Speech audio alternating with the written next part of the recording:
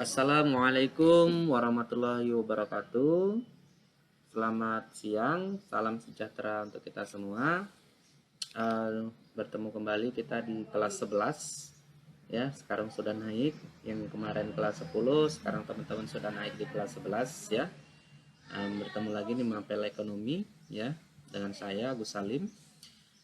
Kemudian saya jelaskan terlebih dahulu untuk masuk ke classroom kita bahwasannya, nah yang pertama teman-teman harus mengisi daftar hadir terlebih dahulu ya, baru selanjutnya membahas videonya. Setelah itu nanti ada tugas atau kuis yang saya sampaikan di Google Classroom ya. Apa kabar kawan-kawan semua? Ananda semua sehat-sehat semua ya. Malum di situasi masa pandemi COVID ini kita belajar secara daring ya, karena nggak boleh tatap muka ya. Materi untuk kali ini yang bab pertama ya, itu tentang manfaat komponen serta konsep pendapatan nasional by Agus Salim SE. Kita ke slide selanjutnya. Oke. Tujuan pembelajaran kali ini, harapan saya teman-teman nanti mampu dengan mempelajari bab ini. Yang pertama, memahami pengertian pendapatan nasional. Yang kedua, manfaat pendapatan nasional. Yang ketiga, menganalisis komponen-komponen konsep pendapatan nasional. Nah, dengan mempelajari bab ini, karakter nilai dan karakter bangsa yang diharapkan nanti yang bisa dikembangkan yaitu tanggung jawab, jujur, disiplin, dan kerja keras. Nah, kata kunci dalam bab ini yang pertama yaitu produk domestik bruto ya, atau sering kita kenal dengan gross domestic product atau GDP ya dalam bahasa Inggrisnya. Kemudian produk nasional bruto atau PNB, atau dalam sering bahasa Inggrisnya gross national product atau GNP. Yang ketiga yaitu produk nasional neto. Yang keempat pendapatan nasional. Yang kelima pendapatan personal. Yang terakhir adalah pendapatan yang dapat dibelanjakan atau kita sering juga dalam bahasa Inggris disebut dengan disposable income. Nah, inti dari pengertian ini dan penjelasannya nanti akan saya sampaikan dari slide selanjutnya, yang pastinya nanti kawan-kawan bisa menghitung dari tentang konsep-konsep bagaimana sih menghitung pendapat nasional. Oke, kita ke slide selanjutnya. Sebelum kita membahas tentang pendapatan nasional, teman-teman bisa perhatikan gambar berikut. Yang pertama, gambar gedung, dan di bawahnya itu istilahnya masyarakatnya sudah apaan. Sedangkan yang kedua adalah gambar rumah kumuh. Nah, dari pernyataan berikut tersebut, coba teman-teman amati ya, diskusikan juga boleh dengan teman-teman belajar yang lain ya. Apa sih keterkaitan situasi yang seperti itu yang terdapat pada gambar itu? Situasinya maksudnya dalam arti gambar tersebut menceritakan tentang apa sih kalau di pendapatan nasional. Nah, jadi kemudian buat diskusi kalian, apa hasil diskusi kesimpulan dari gambar tersebut ya.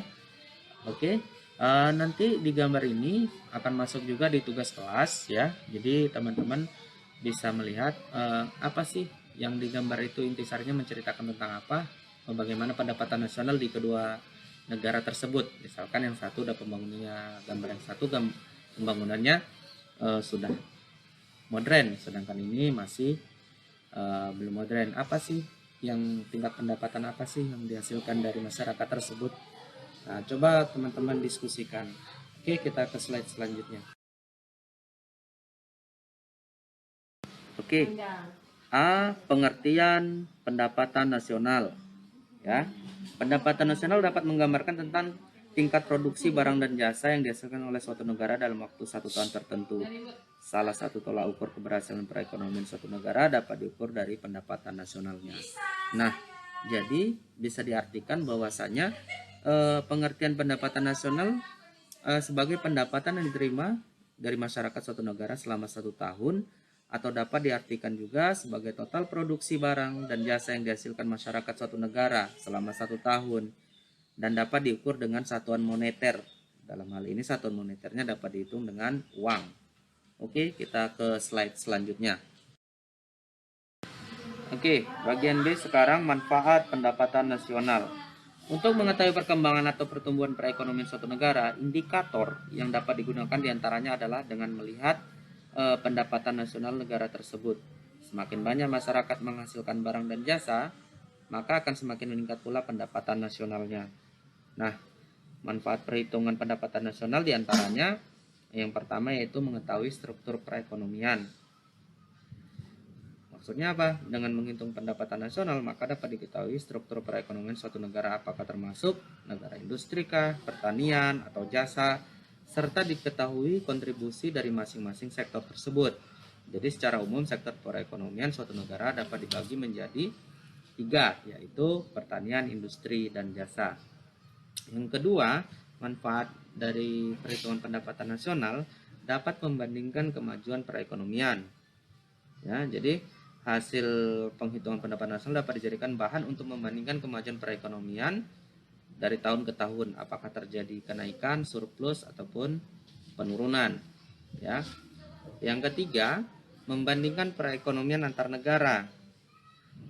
Dalam arti hasil perhitungan pendapatan nasional dapat dijadikan bahan juga untuk membandingkan perekonomian dari suatu negara ke negara yang lain. Yang keempat, dasar dalam merumuskan kebijakan pemerintah. Dalam arti hasil dari pendapatan nasional bisa juga nanti dirumuskan bagaimana atau apa yang harus dibangun, dari sektor mana yang harus dibangun dalam pemerintah tersebut, apakah dari sektor industri ataukah dari sektor pertanian. Jadi apa yang paling dominan di negara tersebut, maka nanti kebijakan pemerintah akan dibuat di situ supaya pendapatan nasionalnya meningkat. Yang kelima, mengukur kinerja pembangunan. Jadi hasil penghitungan pendapatan nasional dapat menggambarkan kinerja jika sektor industri lebih besar kontribusinya dibandingkan sektor lain. Maka seperti pembangunan di sektor tersebut lebih produktif dibandingkan sektor lainnya. Selain itu, besar kecilnya pendapatan nasional pada suatu periode menggambarkan kinerja pembangunan yang dilakukan oleh pemerintah pada masa itu. Oke? Paham ya kawan-kawan semua ya? Oke, jangan jenuh dulu, kita masuk ke slide selanjutnya. Oke, yang bagian C sekarang komponen-komponen konsep pendapatan nasional. Oke, potensi kekayaan alam yang dimiliki setiap negara tentunya sangat berbeda-beda, termasuk Indonesia juga mempunyai potensi sumber daya alam yang melimpah. Tetapi dengan sumber daya alam yang dimilikinya, apakah sudah menyetarakan rakyatnya? Apakah Indonesia sudah menjadi negara yang kaya dengan potensi alamnya? Ataukah Indonesia harus mampu memproduksi barang dan jasa yang dibutuhkan oleh rakyatnya? Karena jumlah barang dan jasa yang dihasilkan oleh suatu negara akan menggambarkan tingkat kesejahteraan negara tersebut. Ini saya contohkan gambar pertama itu tambang emas PT Freeport. Bagaimana Indonesia dapat mengelolanya? Apa yang bisa dikembangkan di sini sehingga pendapatan nasional bisa meningkat? Apakah itu dari segi industrinya, ya? Tadi kan kita buat di yang pertama tadi untuk menghitung ataupun sektor perekonomian suatu negara dapat dibagi menjadi 3, yaitu yang pertama industri, pertanian, dan jasa. Nah, jadi kalau dari PT Freeport ini dari segi apa dia? Kita bilanglah lagi dari segi industri. Nah, apa yang dihasilkan emas? Emas dapat dijual sehingga hasilnya itu dapat membuat kita menjadi untuk rakyat Indonesia jadi bisa lebih merata. Yang kemudian yang kedua gambar sektor pertanian. Nah, bagaimana rakyat Indonesia bisa mengelola sektor pertanian sehingga nanti bisa sampai surplus pangan, sehingga pertanian Indonesia bisa diekspor. Jadi apa yang bisa kita kelola dari sektor pertanian itu? Nah, baru yang ketiga terakhir gambar Danau Toba. Ini saya tampilkan gambar Danau Toba. Apa sih yang bisa dihasilkan dari Danau Toba ini? Nah, Saya contohkan di sini dari jasa. Misalkan jasa apa yang bisa diperoleh dari sini? Yaitu misalkan jasa perhotelan ataupun jasa wisatawan yang datang kemari itu menambah income Indonesia ya. Jadi bisa dilihat bahwasanya Indonesia kaya akan kekayaan alamnya. Oke, kita next ke selanjutnya. Oke, indikator untuk melihat pendapatan nasional. Barang dan jasa yang dihasilkan akan dihitung sebagai produk nasional atau pendapatan nasional, atau disebut juga dengan produk nasional bruto atau PNB. Jika dilihat dari jumlah barang dan jasa yang dihasilkan, suatu perekonomian pendapatan nasional suatu negara dapat diketahui dengan melihat indikator-indikator sebagai berikut. Yang pertama yaitu produk domestik bruto atau dalam bahasa Inggrisnya Gross Domestic Product atau singkatan dari PDP ataupun GDP. Apa itu Pak? PDP ataupun GDP merupakan total hasil produksi barang atau jasa yang dihasilkan oleh masyarakat suatu negara dalam satu tahun. Dalam hal ini termasuk barang dan jasa yang dihasilkan warga negara asing. Perhatikan, yang dihasilkan oleh warga negara asing, tetapi dia ada di dalam negeri. Sedangkan barang dan jasa yang dihasilkan oleh warga negara, misalnya warga negara kita yang ada di luar negeri, itu tidak termasuk menentukan besarnya produk domestik bruto. Ya, silakan teman-teman pahami bahwasanya kalau PDB itu orang asing bekerja, misalnya negara Indonesia, orang asing bekerja di Indonesia, nah itu bisa dihitung PDB-nya.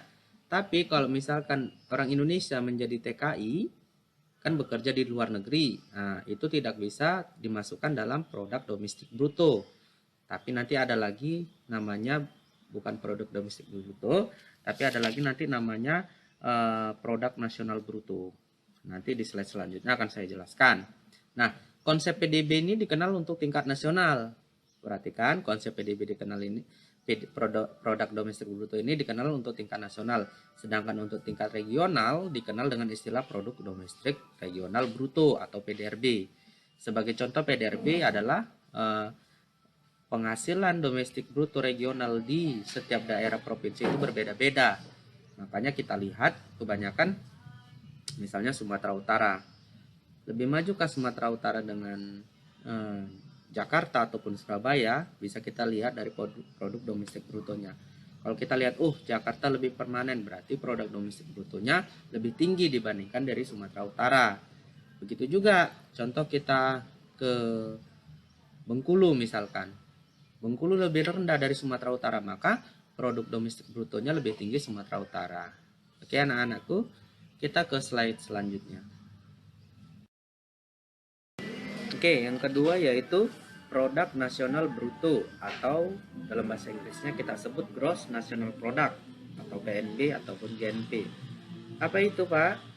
PNB ataupun GNP merupakan seluruh nilai produk barang dan jasa yang dihasilkan masyarakat dalam suatu negara selama periode tertentu, biasanya 1 tahun. Nah, termasuk barang dan jasa yang dihasilkan oleh masyarakat negara tersebut di luar negeri.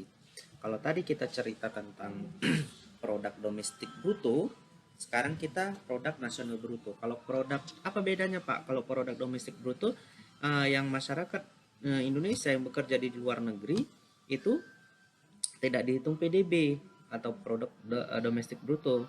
Nah, dihitung di mana Pak? Disinilah dihitung di produk nasional bruto atau gross national product. Nah, salah satu yang membedakannya lagi saya jelaskan dalam menghitung nilai produksi warga negara dan produksi warga negara asing. Itu tadi yang saya bedakan, tadi yang saya jelaskan.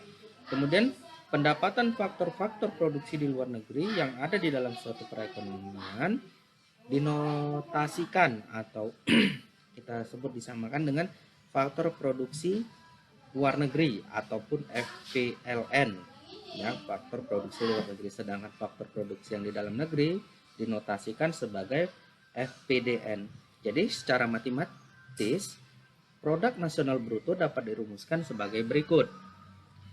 Produk nasional bruto sama dengan produk domestik bruto ditambah faktor produksi dalam negeri dikurang faktor produksi luar negeri. Nah, selisih antara FPLN ataupun kita bilang tadi faktor produksi luar negeri dengan FPDN yang dalam negeri adalah pendapatan faktor produksi neto dari luar negeri ataupun FPNLN. Jadi PNB juga dapat dirumuskan secara matematis. Ini rumusnya anak-anak ya, jangan lupa. Produk nasional bruto sama dengan produk domestik bruto ditambah pendapatan faktor produksi neto dari luar negeri. Jadi nanti kalau ada soal begini nanti teman-teman semua bisa menjawabnya. Oke, kita ke slide selanjutnya. Yang ketiga, produk nasional neto atau net national product atau PNN ataupun NNP. Apa itu Pak? Produk nasional neto yaitu merupakan produk nasional bruto dikurangi dengan penyusutan ataupun depreciation dalam bahasa Inggrisnya. Nah, ataupun juga pengganti barang modal ataupun replacement. Nah, secara matematis dapat diartikan dengan rumusnya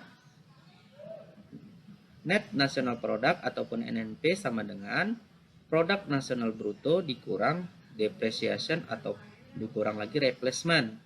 Nah, apa itu depreciation? Yaitu yang saya jelaskan tadi di sebelumnya, yaitu penyusutan ya, penyusutan, dan replacement adalah pengganti barang modal. Jadi nanti kalau misalkan di soal itu cuma ada penyusutan, maka jadi NNP sama dengan PNB dikurang penyusutan. Kalau misalkan ada dua, penyusutan dan pengganti barang modal, maka penyusutan dikurangi dulu dengan barang modal ataupun depreciation dikurang replacement. Oke. Untuk yang keempat yaitu pendapatan nasional neto atau dalam bahasa Inggrisnya dibilang neto net national income ataupun PN ataupun NNI. Apa itu? Merupakan pendapatan yang memperhitungkan balas jasa. Saya ulangi lagi, memperhitungkan balas jasa atas faktor produksi dengan mengurangi produk nasional neto dan pajak tidak langsung ditambah dengan subsidi. Pajak tidak langsung harus dikurangi karena bukan merupakan balas jasa faktor produksi. Sedangkan subsidi harus ditambahkan karena merupakan balas jasa faktor produksi. Saya ulangi, untuk subsidi harus ditambahkan karena merupakan balas jasa faktor produksi. Nah, secara matematis, net national income itu bisa dirumuskan sebagai berikut. NNI sama dengan PNN, produk nasional itu dikurang pajak tidak langsung ditambah subsidi. Saya ulangi, NNI sama dengan PNN. Apa itu PNN? Produk nasional itu dikurang pajak tidak langsung ditambah subsidi. Itulah net national income. Oke, kita ke slide selanjutnya. Yang kelima, pendapatan personal ataupun personal income ataupun singkatannya yaitu PN ataupun PI. Apakah itu? Nah, PNPI merupakan hak individu yang merupakan balas jasa atas proses produksi yang dijalankannya. Ya, balas jasa atas produksi yang dijalankannya. Kenapa balas jasa yang diterima pemilik faktor produksi tidak selalu termasuk pendapatan perseorangan? Karena masih ada sebagian laba yang ditahan oleh perusahaan seperti pajak perseorangan, iuran jaminan sosial, dan lain-lain. Nah, itu terdapat penerimaan bukan merupakan balas jasa dalam proses produksi, tetapi bantuan subsidi dari pemerintah yang disebut dengan transfer payment. Nah, jadi dalam hal ini transfer payment itu apa, Pak? Penerimaan yang bukan merupakan balas jasa dalam proses produksi, tetapi bantuan subsidi dari pemerintah. Saya ulangi, artinya bantuan subsidi dari pemerintah ataupun transfer payment. Jadi, personal income atau PI dapat dirumuskan sama dengan PI sama dengan PN pendapatan nasional ya. Saya ulangi, PN pendapatan nasional atau net national income ditambah transfer payment dikurang laba ditahan ditambah iuran asuransi, iuran jaminan sosial, dan pajak perseorangan. Nah, jadi nanti kalau ada di soal iuran jaminan sosial tidak disebutkan, maka dienolkan saja. Jadi nanti yang dihitung laba ditahan ditambah iuran asuransi ditambah 0. Cek lagi apakah pajak perseorangan juga ada di soal. Kalau nggak ada, dirupiahkan nolkan. Jadi hasilnya itu adalah PI sama dengan PN tambah transfer payment dikurang laba ditahan ditambah iuran asuransi ditambah iuran jaminan sosial dan pajak perseorangan. Oke, kita ke slide selanjutnya. Yang terakhir yaitu pendapatan yang dapat dibelanjakan atau disposable income dalam bahasa Inggrisnya, atau disebut juga dengan singkatannya PD ataupun DI. Merupakan penghasilan individu dalam suatu perekonomian yang bersih dan sudah bisa dibelanjakan. Pendapatan yang dapat dibelanjakan merupakan pendapatan perseorangan dikurangi dengan pajak langsung atau pajak penghasilan. Nah, secara matematis dapat dirumuskan DI atau disposable income sama dengan pendapatan personal dikurang pajak langsung. Oke, kita ke menu slide selanjutnya. Oke, kali ini kita membahas soal dari keenam indikator tersebut, apa itu GNP, NNP, NNI, PI, dan DI. Nah, contoh soal berikut adalah produk domestik bruto Indonesia pada tahun 2018 adalah 185.739,2 miliar. Pendapatan itu terhadap luar negeri 75.285,4 miliar rupiah. Pajak tidak langsung 8.848,6 miliar rupiah. Penyusutan 5.674,8 miliar rupiah. Asuransi 2,4 miliar rupiah. Laba ditahan 3 miliar. Transfer payment 4 miliar dan pajak langsung 16 miliar. Dari data tersebut, hitunglah pertama GNP, Gross National Product, B. NNP, Net National Product, C. NNI, Net National Income, D. PI, Personal Income, dan E. DI, Disposable Income. Nah, bagaimana pengerjaannya? Kita masuk ke slide selanjutnya. Intinya, materi ini ada di materi slide yang tadi sudah saya jelaskan. Bagaimana rumus-rumus secara matematis sudah ada di situ. Jadi teman-teman tinggal mengurang menambah sesuai dengan rumus-rumus yang sudah saya jelaskan tadi. Oke, kita masuk ke jawaban. Oke, ke jawaban. Yang bagian A ditanya tadi Gross National Product, yaitu dengan rumus Gross National Product sama dengan Gross Domestic Product dikurang produk itu terhadap luar negeri. Jadi tadi secara soal tadi yang di atas, maka GNP sama dengan 185.739,2 miliar rupiah dikurang 75.285,4 miliar rupiah. Maka gross national product di suatu negara tersebut adalah 110.453,8 miliar rupiah. Mudah bukan? Yang kedua, B, net national product. Untuk mencarinya yaitu gross national product dikurang penyusutan. Jadi NNP sama dengan 110.453,8 miliar rupiah dikurangkan dengan 5.674,8 miliar rupiah sama dengan 104.779 miliar rupiah. Dari mana Pak 5.674,8 miliar itu dari penyusutan. Tadi di soal sudah ada bahwasanya penyusutannya 5.674,8 miliar rupiah. Nah, untuk bagian C, net national income, rumusnya adalah net national product dikurang pajak tidak langsung. Maka net national income-nya 104,779 miliar dikurang 8.848,6 miliar rupiah. Sehingga net national income-nya adalah 95.934 miliar rupiah. Kita ke slide selanjutnya. Bagian D, sekarang personal income. Ya, dengan rumus net national income ditambah transfer payment dikurang iuran asuransi plus iuran jamsos ditambah laba ditahan ditambah pajak perseorangan. Nah, personal income sama dengan dari data soal tersebut bahwasanya NNI-nya adalah 95.930,4 miliar, transfer payment-nya ditambah 4 miliar dikurang iuran asuransi 2,4 miliar ditambah 0 rupiah karena di soal nggak ada iuran jam sosteknya. Jadi ditambah 0 rupiah ditambah laba ditahan. Tadi di soal ada 3 miliar dan pajak perseorangan kenapa 0? Karena tadi pajak perseorangan di situ tidak disebutkan di soal.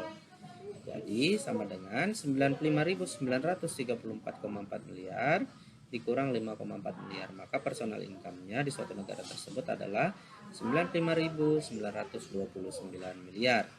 Nah, kemudian disposable income-nya sama dengan personal income dikurang pajak langsung. Ya, perhatikan personal income dikurang pajak langsung. Nah, DI sama dengan 95.929 miliar dikurang 16 miliar rupiah. Jadi disposable income-nya adalah 95.913 miliar rupiah. Cukup mudah bukan kawan-kawan semua? Nah, cuman menambah mengurangi yang pasti, teman-teman harus mengetahui rumus-rumus secara matematis tadi, ya. Rumus secara matematis tadi dari mulai GNP, NNP, NNI, PI dan DI. Ya. Selamat bekerja teman-teman ya. Setelah ini nanti kita masuk ke materi tugas kelas. Ya, materi kuis. Nanti saya akan tampilkan di classroom kita. Oke, terima kasih. Oke, terima kasih untuk materi kali ini tentang pengertian pendapatan nasional, manfaat pendapatan nasional, serta komponen-komponen pendapatan nasional. Harapan saya teman-teman mengerti apa yang telah saya sampaikan ya. Karena tadi saya sudah bilang tadi bahwasanya, saya katakan tadi bahwasanya setelah ini kita ada kuis. Nanti kuisnya akan saya tampilkan kembali ke Google Classroom. Artinya teman-teman bisa melihat rumus secara matematis tadi ya, dan pengertian-pengertian yang sudah saya jelaskan tadi. Oke. Terakhir nanti di Google Classroom kita di materi pengertian pendapatan nasional dan manfaat pendapatan nasional, ada nanti di bawahnya submaterinya, submodulnya itu kuis ya, kuis modul 1. Nah, kuis modul 1 ini bisa teman-teman kerjakan secara mandiri ya di Google Classroom kita. Kemudian pastikan teman-teman tidak melewati batas waktu yang pengerjaan yang telah ditentukan ya. Jadi misalkan nanti saya buat tanggal 29 ataupun tanggal 31, jangan lewat tanggal itu karena nanti teman-teman tidak akan bisa mengerjakannya kembali. Kemudian teman-teman bisa mengerjakan cuma satu kali ya, teman-teman bisa mengerjakan cuma satu kali. Jadi teman-teman perhatikan dulu videonya baik-baik, absensi dulu, baru lihat videonya, setelah paham baru mengerjakan tugasnya. Oke, sekian dari saya. Terima kasih untuk mapel kali ini ya, untuk pertemuan kali ini saya sudahi. Wabillahi taufiq wal hidayah. Assalamualaikum warahmatullahi wabarakatuh. Selamat siang, salam sejahtera untuk kita semua.